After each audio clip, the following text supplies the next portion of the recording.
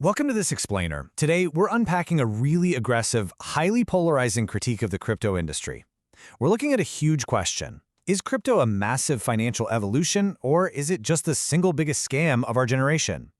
Look, whether you've got a digital wallet full of coins right now, or you're a total skeptic sitting on the sidelines, understanding the absolute anatomy of this argument is incredibly crucial. The creator of this critique throws out a massive hook right off the bat. They ask, is this a decentralized revolution against the banks, or just a flourishing illusion being sold to everyday retail investors?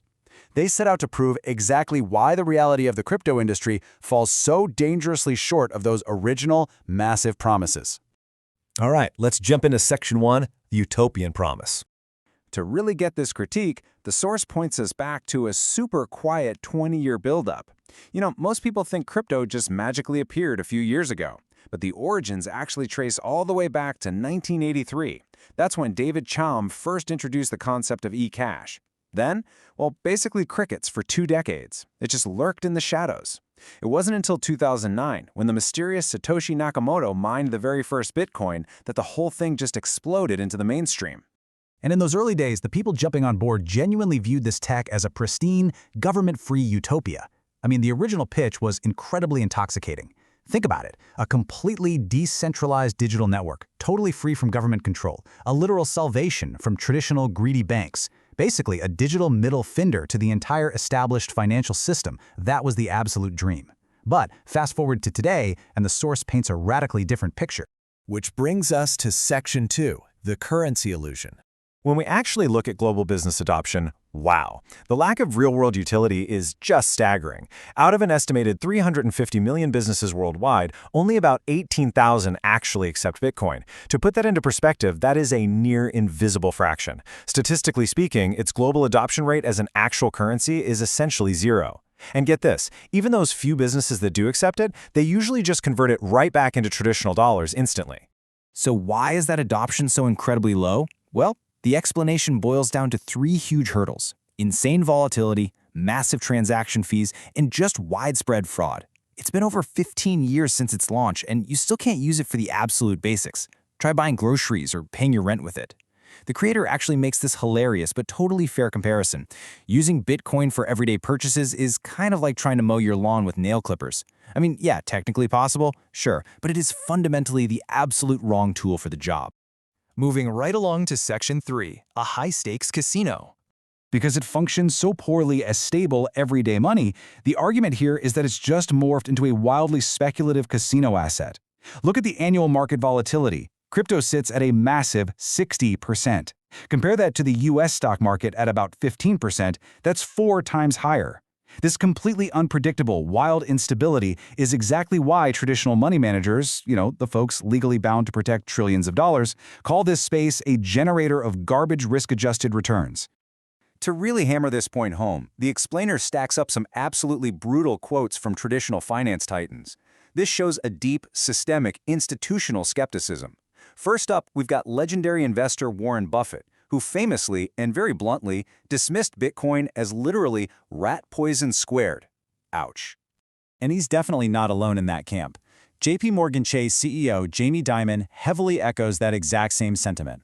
He deeply questions any real-world value here, famously stating, "Bitcoin does nothing, I call it the pet rock."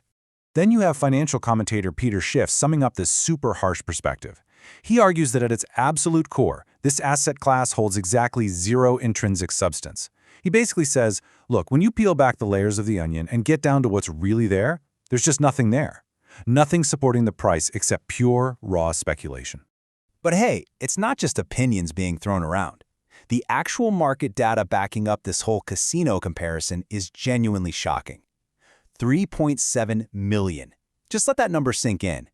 According to a report by the crypto data platform CoinGecko, which the source cites, out of over 7 million tracked coins listed since just 2021, over 3.7 million have completely stopped trading. They've gone to absolutely zero. That means more than half of these tracked projects are just entirely dead. This creates a wild contrast between traditional investing and crypto project speculation. Think about it. When a traditional corporate stock goes under, you at least have a regulatory safety net, right? You have a legal claim on whatever corporate assets are left over. But when a crypto project fails, your investment literally evaporates into thin air. You're left holding a JPEG logo of some meme coin, and maybe a Discord message from the founders saying, "Hey guys, we're pivoting," followed by total radio silence. For the everyday retail investor, it's an unfiltered, catastrophic level of risk. All right, let's look at Section 4, the stablecoin collapse. So the crypto industry obviously knew this wild volatility was a huge problem, and they tried to fix it with something called stablecoins. These were cryptocurrencies explicitly engineered to stay permanently tied to something completely stable like the US dollar. They were aggressively marketed to everyday users as a totally safe haven. Essentially, they pitched it as the crypto version of a boring, safe, traditional savings account. The source unpacks the super infamous Terra and Luna ecosystem to show exactly how this played out in reality. On paper, it sounded brilliant, right? A clever, self-correcting algorithmic dance. Step 1, if Terra fell below $1. Step 2, you'd mint more Luna to raise the price back up. Step 3, if Terra rose above $1. Step 4, you'd burn Luna to lower the price.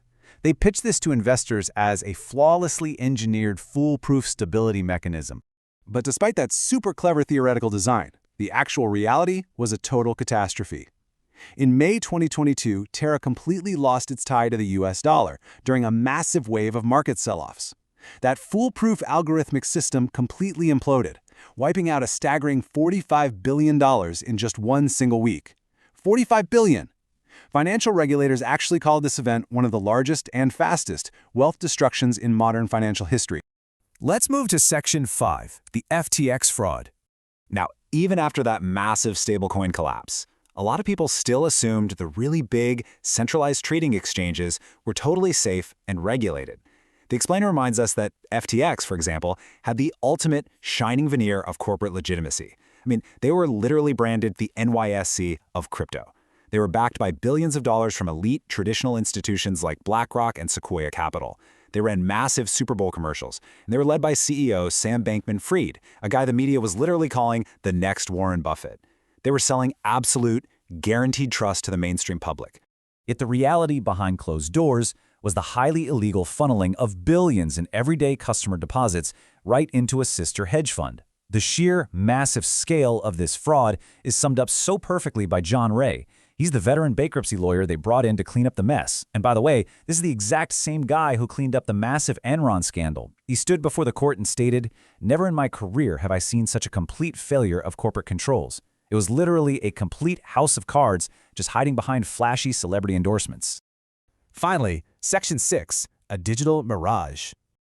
So, despite the endless bankruptcies, the millions of totally dead coins, and the devastating retail rug pulls, the crypto industry somehow continues to flourish today. How? Why?